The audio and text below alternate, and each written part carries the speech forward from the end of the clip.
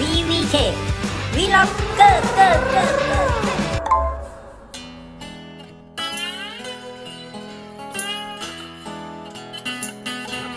สบายดีเนาะสบายดีทุกคนเนาะนี่แม่นอีพีต่อไปเนาะตอนนี้เขาอยู่เมื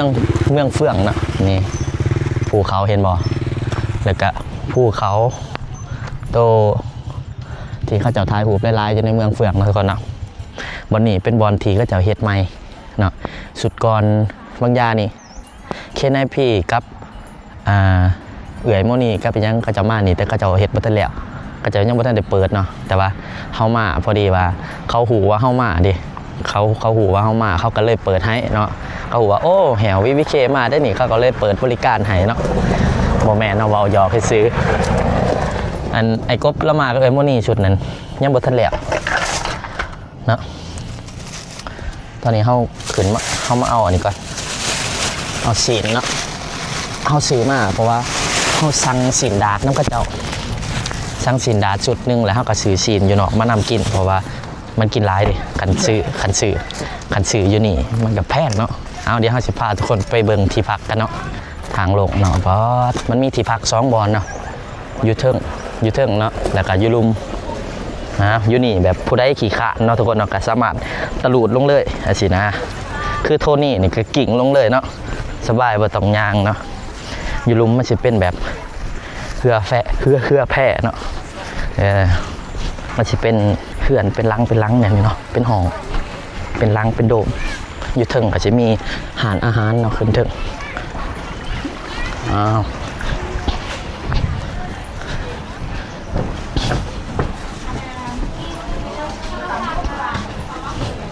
เนาะมันจะเป็นห้องโดมแบบนี้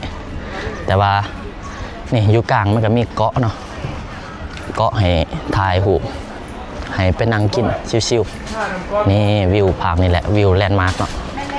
อันนี้เฮาสิย่างไปห้องเฮาเนาะเดี๋ยวจะพาทุกคนไปเบิ่งห้องเนาะว่าเป็นจังไดเนาะอยู่นี่สามารถลินน้ำนาห้องได้เลยนี่เห็นบ่ตื่นมากระโดดน้ำได้เลยเนาะห้องเฮาเป็นห้องเบอร์11เนาะเดี๋ยวไปเบิ่งกันผู้ใดมักเลขไปซื้อเลขมือแรกเนาะเลขออกเดี๋ยวซื้อเลข11ก่อนเมืองเฟื่องเนี่ยเฮามาพักแบบนี้มันเทื่อที่2เนาะเทื่อแรกเลยเฮาพักอยู่ลุมบุตรเทื่อที่2แม่นเฮาพักอยู่เชิงนี่ห้องเฮาอยู่ทางหน้านี่เนาะนี่เนาะห้องนอนที่ว่าคักเนาะเขาจะเฮ็ดใหม่เด้อยู่นี่ที่ว่ายังใหม่ทุกอย่างอยู่ในนี่ก็สิมีแอร์หน่วยนึงเนาะก็สิมี2หน่วยก็บ่ได้เพราะว่ามันสิหนาวเนาะอันนี้ก็จะมีโต๊ะแต่งหน้าเนาะโต๊ะสำหรับผู้หญิงเนาะผู้ชายบริแต่งเนาะก็เลยบริใส่แล้วก็จะมีไดร์เป่าผมยี่ห้อฟิลิปเนาะแล้วก็น้ำดื่ม2ตุ๊กแล้วก็มีหวีเนาะหวีผมเนาะผู้ใดที่บ่มีผมกับบริใส่เนาะแล้วก็มีพลอยทูแคลแล้วก็จะมีเน็ตกาแฟเนาะแล้วก็จะมีของต้มน้ำแล้วจะมีตู้เย็นอันนึงในตู้เย็นก็สิบ่มีอีหยังเนาะเพราะว่าเราต้องได้ซื้อมาใส่เองแล้วก็สิมีเสื้อชูชีพเนาะไว้สำหรับเสื้อชูชีพนี่ไว้สำหรับให้ไอโซเนาะเพราะว่าเราลอยน้ำบ่เป็นอันนี้ห้องน้ำเนาะป๊าดเราว่าอยู่ห้องแฮมเนาะป๊าดคักอยู่ถือว่าโอเคเนาะอันนี้เนาะไผที่อยากเสริมเตียงก็สามารถเสริมได้นะอยู่นี่มีเตียงเสริมอันนี้มันเตียงเสริมนะทุกคนสวัสดีครับโอ้มาไฟไปหลุดบ่มีเน็ตต้องฝากอันนั้นฝากติดตามในที่บอกภาษาอังกฤษนะไปอเมริกามากเลยเรียนว่าจังหักโอ้เป็นอ่านดิไปอเมริกามาบ่ได้ภาษาเนาะบ่ได้ยังเลยได้แต่ย่อชงกับเฮลโลไฮกูรูเบแม่นากูรูเบได้จำดีละเตียงเสริมโรเมนแม่นครับแม่ใช่โอ้สาย Wi-Fi ป่ะนี่โอ้มี Wi-Fi ให้นำเนาะมือแรกนี่แซวแท้มือแรกนี่เข้าใจบ่คำว่าแซวแม่แซวแบบบ่นนะเพราะว่าเขามีลำโพงมาแซวเนาะมันก็เลยสีแซวมือแรก มุกด้วยเปลือกหอย ต้องมีพวกนั้นอยู่นะจากต้มหมุกได้ทางนั้นก็ถ่ายหูปอยังไงเนาะกอกลางไปอยากกินเบียร์นั่งชิวๆกับอยู่กลางนั่นเนาะฝากนี่ก็เป็นผู้หลังผู้ฝากนั่นกับผู้เนาะคือว่าวิวบรรยากาศได้เนาะตอนนี้ก็ประมาณ4 โมงแรงเนาะมันก็สิมื้อนี้แดดก็บ่ร้ายเพราะว่ามีเมฆร้ายมันก็เลยบ่มีแดดเนาะส่วนค่าที่พักอยู่นี่มันคืนหนึ่ง1,200บ่แม่นคืนหนึ่งคืนหนึ่งนะ2,200บ่คืนหนึ่ง2,200เนาะ2,200นี่ถือเท่าไรวะ2คูณ4ประมาณ80 ดอลเนาะคืนหนึ่ง80 ดอลก็ถือว่าโอเคเนาะด้วยแลกกับบรรยากาศแล้วก็มีแบ็กเฟิร์สไหนำเนาะเดี๋ยวจะน้อยเนาะจะน้อยนางดินจะน้อยเฮากะสิโดดน้ำเนาะ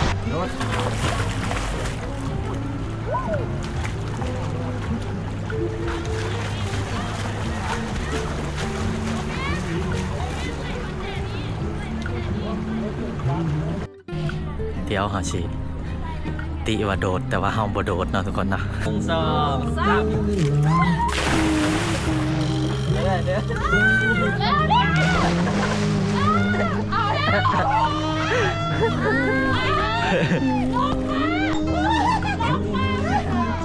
อันนี้มันบรรยากาศตอนตะเวนตกดินเนาะแสงแดดมันสีซองเสฟ้าแหลมพูมันสีหุ่งเนาะเป็นสีสมแสงแดดสีสมเพราะว่าอยู่นี่กับบ่มีแดดแล้วเพราะว่าผู้หน่วยนี้มันบังเนาะนี่มันบรรยากาศยามแรงอยู่เมืองเฟืองอยู่นี่มีสลิงให้เนาะสลิงขี่แต่เถิงขามไปฟังพุ่น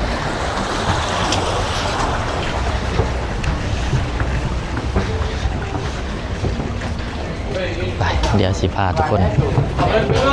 ขึ้นไปเถิง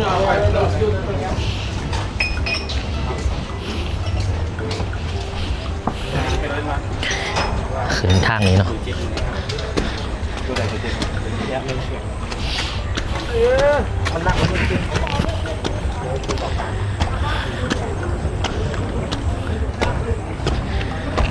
โอ้งามแต่ว่า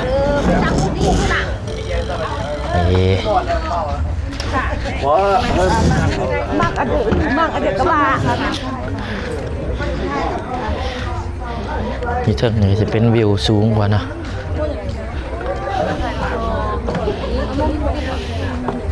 ได้แล้ว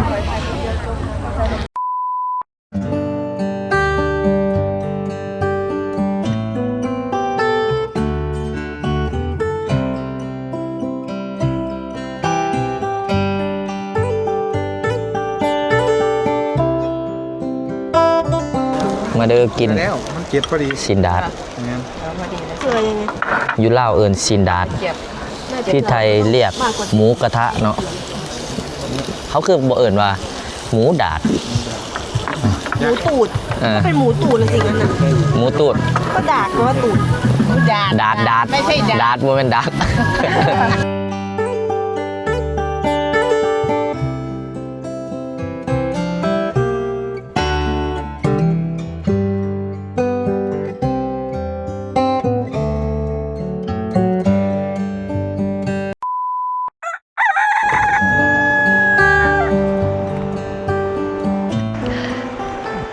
หนาวหรือว่าหนาวทุกคนเมืองเนาะอยู่แถวหนำมันมีอายเลยเนาะ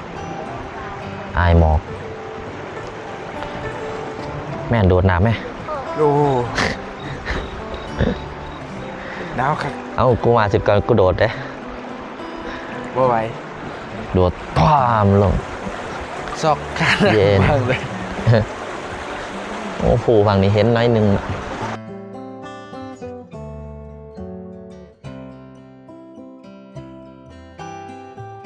ขอให้ภาระอา นิสงส์ส่วนนี้จงเป็นของทานแก้วทานทิพย์ส่งผลสะท้อนย้อนคืนให้แก่ญาติโยมทุกทานพร้อมด้วยครอบครัวเงินสารให้อยู่เย็นเป็นสุขหายทุกข์หายโศกหายโรคหายภัยหายเคราะห์หายเข็นหายพระญาติโลคามีแต่ความสุขความเจริญยิ่งขึ้นไปประสบผลสำเร็จในหน้าที่เรียกงานทุกประการคิดสิ่งหนึ่งประการใดขอให้ได้สมดังความมุ่งมา่ปรารถนาขอให้ประสบพบพร้อมไปด้วยพรใสที่ประการคืออายุวันละสุขภาละทุกคนทุกท่านเถิดสาธุ อยากจะพาทุกคนยางเลาะเบิ่งก่อนเนาะนี่ทีนี้มันจะมีขวาขามไปเบื้องเกาะนะเนาะหมอกเต็มเลยนะทุกคนเห็นไหมผู้ปกติมีผู้หน่วยบักใหญ่อยู่นะตอนนี้บ่เห็นเลยเดี๋ยวจะหน่อยแดดออกไปเลยจังสิเห็นเนาะนี่ที่พักเฮาริมโค้งเฮ้ยบ่เป็นโค้งแค่แม่น้ำนี่เฮามีหมู่เด็กนำหมู่เด็กอันนี้มันอยู่กลางเกาะเนาะเกาะหน่อยๆที่เขาเฮ็ดมาไว้กินเบียร์บ่เห็นเลยเกือบเลี้ยวบ่เห็นฝั่งนั่นเนาะผู้อยู่ในหน่วยใหญ่ก็บ่เห็นตอนนี้หมอกเต็มเลยหนาว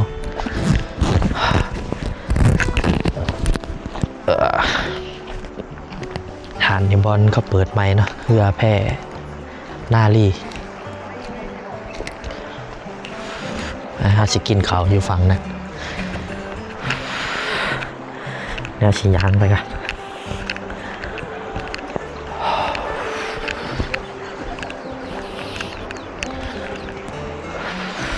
ฟิลบรรยากาศได้เนาะทุกคนเนาะฟิลแบบนี้โอ้ผ้าไอ้แหลมากินเบียร์นี่สุดยอดเลยเนี่ย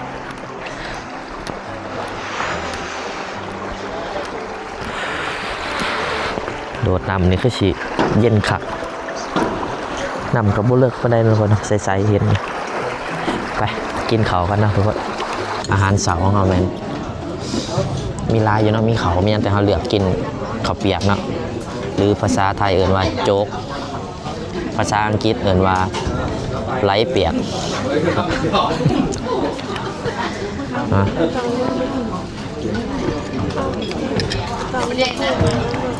อากาศเย็นๆกินข้าวเปียกก็นอนเนาะคักเลยมือนี้ก็จะกลับเบียงเลยมือนี้แม่นาก็จะกลับไทยแล้วเนาะเพราะว่าพอละขามมาได้แต่3 มื้อเราเห็นเอกสารขามมาเนาะระบบท่านมีพาสปอร์ตเนาะมึงกับครั้งแรกที่มาเมืองเฟือกครั้งแรกมันเนาะนี่เฟิร์สไทม์เบิดเนาะเอากับครั้งแรกที่มาบอลนี้คือกันหมอกร้ายเนาะยังไม่ทันได้เห็นผู้เดี๋ยวจะหน่อยผู้ออกแล้วเขาสิตายทุกคนเบิ่ง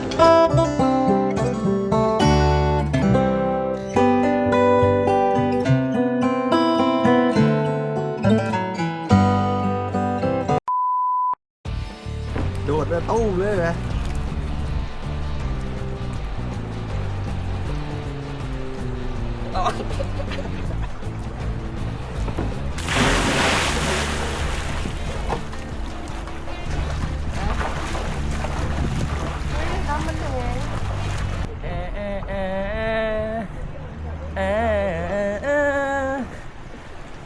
นี่มันเลยหนาวเลยทุกคนหนำมันอุ่น โอเคหลังจากอาบน้ำแล้วก็แดดออกแล้วเนาะเห็นผู้เลยเนาะ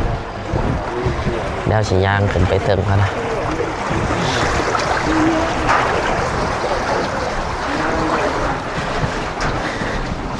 เมื่อกี้นี้ก็จะขี่สลิงขามไปเนาะ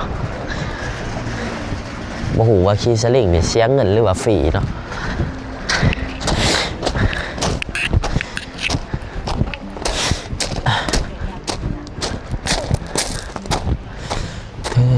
โ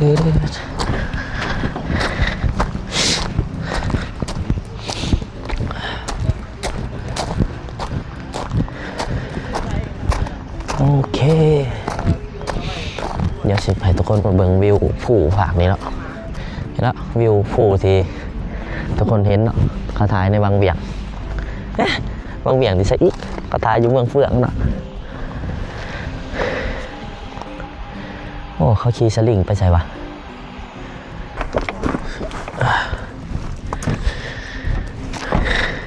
เดี๋ยวจะน้อยกันสิกลับแล้วเนาะจบทริปเมืองเฟืองว่านอนแล้วก็ตื่นใส่บาทเนาะแม่น่าใส่เฮาบ่ได้ใส่เฮาเน็ตมาถ่ายโอเคแล้วคลิปเฮาก็สิจบเพียงส่วนนี้เนาะเดินทางมาตอนสุดท้ายแล้ววันนี้ก็สิกลับไปเวียงเนาะบัดนี้แม่น่าก็สิกลับไทยเนาะโอเคเนาะขอบใจทุกคนที่เบิ่งคลิปนี้เนาะหวังว่าทุกคนสิมักคลิปนี้เนาะเดี๋ยวมีอย่างม่วนๆที่เฮาถ่ายทุกคนเบิ่งอยู่เนาะโอเคบ๊ายบาย